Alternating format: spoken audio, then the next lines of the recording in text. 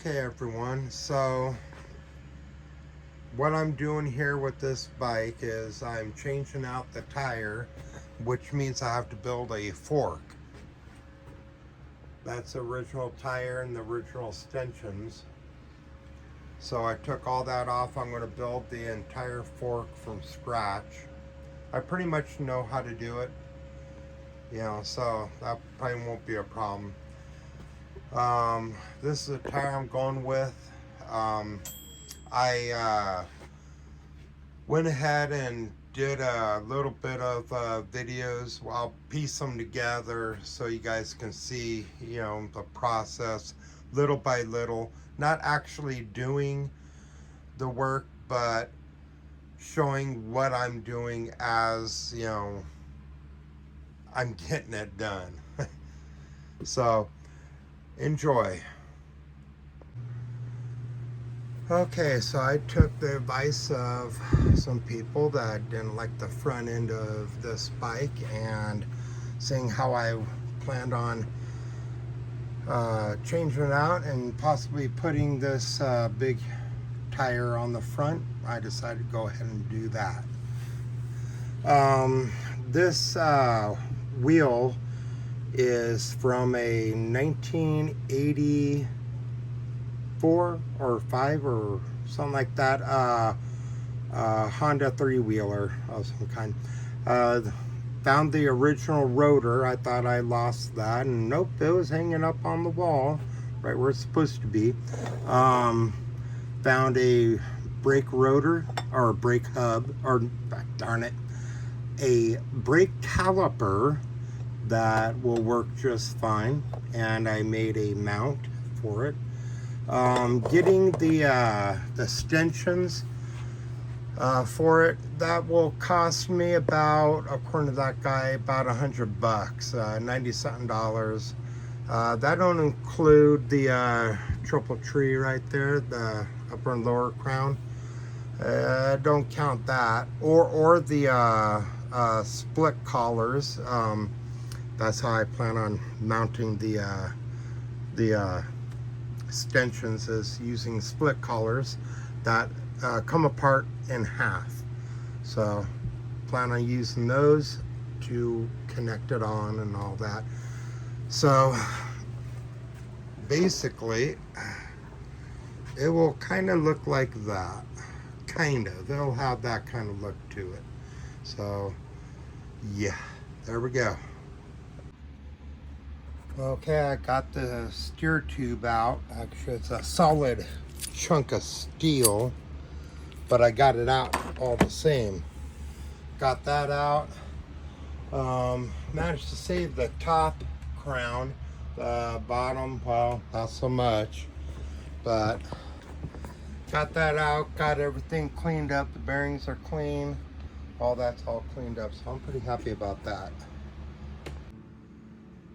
Okay, got the brake bled, so that is good to go. And I think this here is pretty much in line. It'll take a little bit more work to get it just right, but it's pretty close. It's pretty close. Okay, so this is what I've gotten done so far. I replaced the bearings, got new bearings for it, put those in, got them greased up. These here actually fit the bearing dust covers, so I'll be using those. Got the brakes bled. As you guys know, I already started working on that part there for the mount. I did put the lights that were on the pit bike on here. They're not fully adjusted yet. I need to bring this bar, it's adjustable, bring this up and then tilt the lights back down, And this piece here will go up on there. That way I can actually turn it on and off when I want to. Right now, let's see, turn there. Oh yeah, might help to plug this here in. Go ahead and show you guys. And it took a while to get this done as well, because I had to shorten this this wire, because there's a bunch of wires inside of it, and I had cut it. I had put it together and realized that it's way too long. I cut it and then started resoldering everything and realized that, why is this thing still really long? Turned out that I got sidetracked with trying to figure out all the wiring and get it all hooked back up, and I ended up putting the damn thing back exactly the way it was.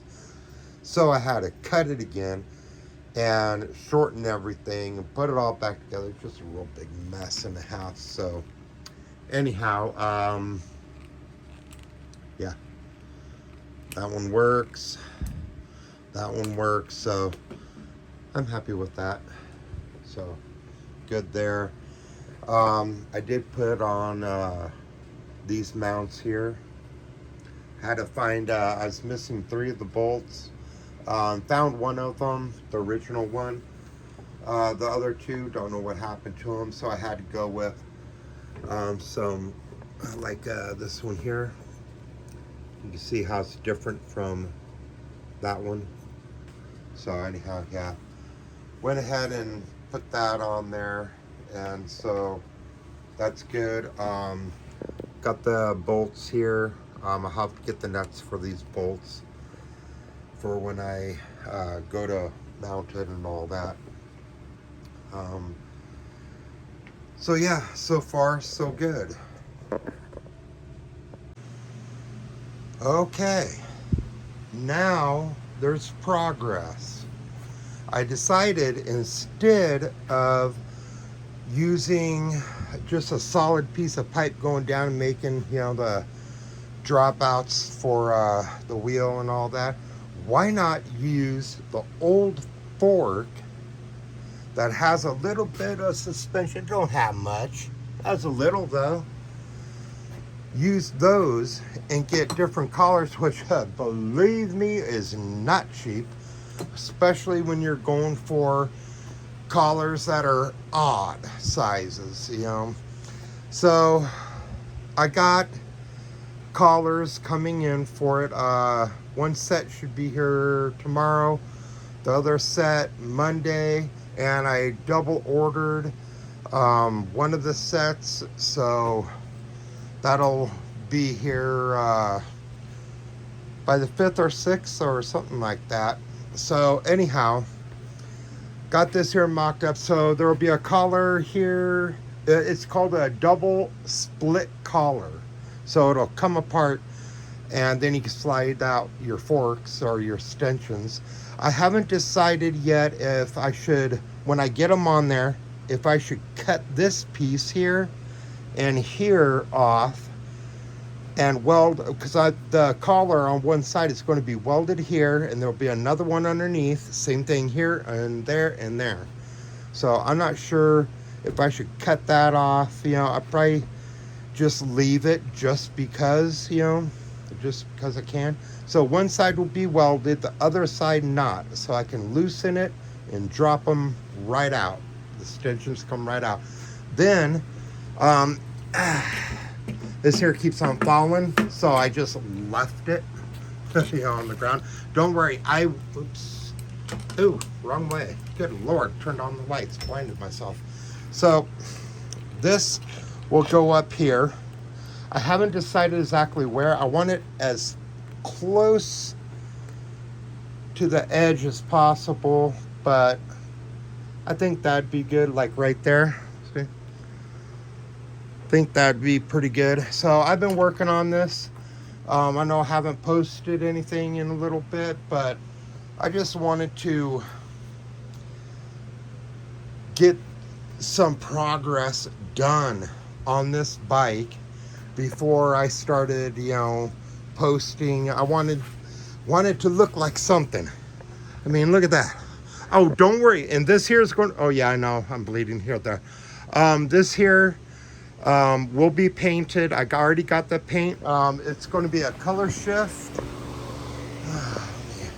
Come over here. It's a color shift paint.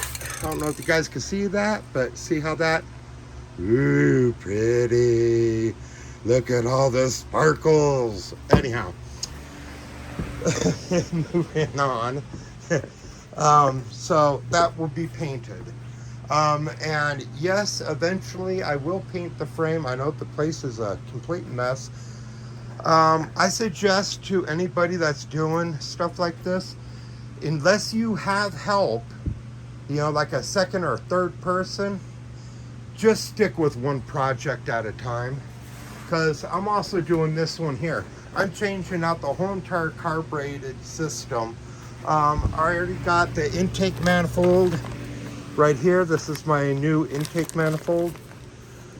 You know, I still have to put that on. You know, in fact, it's the right one. Did this send me the right one? Let's take a look, see. And it doesn't actually say right there. It looks like the right one. Yeah, it looks like the right one. Yeah, okay, good. So, I got that. I got the part for the intake manifold boot, or I don't know, the part that holds the carburetor. I just know how to put it together. And right now I'm completely wired up on energy drinks because, well, I didn't sleep all that great last night, so I think I went a little overboard with the energy drinks. That's my bad. So yeah, anyhow, so far so good.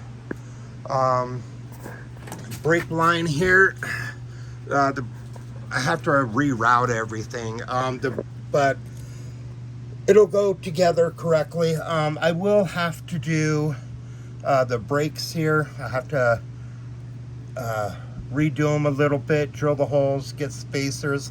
I have to tap that hole to the bolt that I use to mount it. That's not hard to do. It's real easy when you've done it a couple times or so, and believe me, I have. So oh, and I'm building a battery box. I'm not going to have the battery up here anymore.